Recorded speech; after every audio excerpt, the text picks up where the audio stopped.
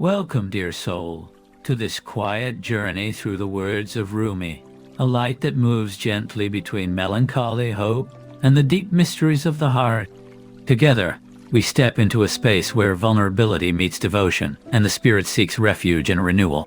When the king saw the weakness of the wise men, there was a moment of tender revelation, a reminder that even those crowned with knowledge carry frailty within.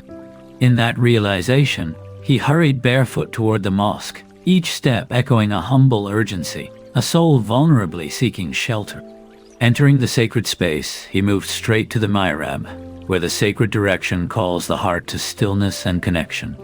There, at the place of prostration, his tears filled the floor, each drop a silent song of sorrow and surrender, an exquisite dance of human and divine devotion. From the depths of despair, from the drowning abyss of annihilation, he rose again, a mystical rebirth emerging from the dark waters of loss into renewed presence. With softness in his voice, he opened his praise and prayer, offering sweet words that unfolded like gentle melodies, reverberating with tender hope. Calling to the generous giver of the kingdom, he honored divine abundance, not just worldly wealth, but vast realms beyond our sight, stirring all quietly within our hearts. There was a humble knowing in his confession, recognizing that the hidden secrets of our souls are already seen by that sacred presence. You and I too find comfort in this refuge, a forever shelter where our needs are received, a warm embrace around our restless yearnings. Yet like all of us, he stumbled once more onto the wrong path, a familiar echo of human missteps that invite us back, reminding us with compassion. And through it all, there is a sacred whisper. Those secrets remain veiled. A gentle call encourages unveiling, a brave invitation to reveal what lies beneath the surface. From within the soul, a cry rises, raw and fierce, alive with the fire of inner tumult. But then, as if answered by a rising tide, the sea of forgiveness surges with powerful mercy, filling the spaces of our wounds in a hopeful embrace. Amid the flood of tears, sleep finds a way to cradle the heart, offering rest as a soft companion through the storm. In that dream, an old man appears, an elder of wisdom, a guide from the quiet realms, bringing messages that gently unfold like dawn. "Rejoice," he says to the king, promising that wishes will be fulfilled, and tenderly warning that any stranger arriving tomorrow will come from us, an unexpected messenger wrapped in familiarity.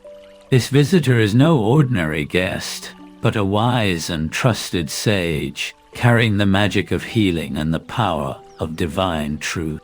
The king waits patiently in that sacred moment, eyes fixed on the unveiling of hidden truths, as the sun blazes from the east, fiery, unstoppable light burning like a star to fill the world with promise. And then, through that light, he sees a perfect and radiant presence, like the sun standing firm amidst shadows, a brilliance shining through mystery and depth. Approaching slowly, like a crescent moon, this presence holds the delicate form of imagination, neither fully existence nor absence, a dance of paradox whispered within the soul's secret chambers. We come to understand that the world we see is woven upon the flowing tide of this imagination.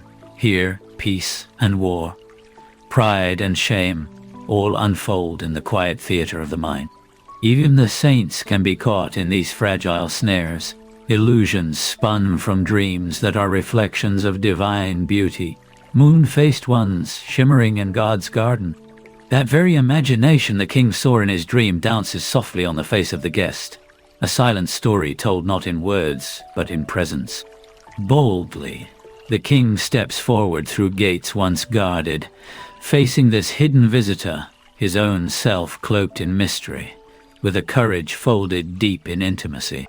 They are two lovers, vast oceans familiar with each other, souls effortlessly bound not by thread, but by an unspoken longing and understanding.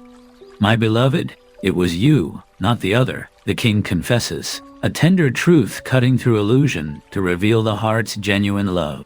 Yet the world, ever moving, carries on with its own rhythms, reminding us that even in clarity, life's currents flow beyond our control. "You are my Mustafa, and I am like Umar," he says, invoking the bond of light and strength, a spiritual brotherhood rooted in respect and devotion. And with a humble heart, he bows in service, a graceful surrender to love's call, offering his all with warmth and tenderness. Stay here a moment with this tender unfolding, a journey through vulnerability, surrender, and divine encounter.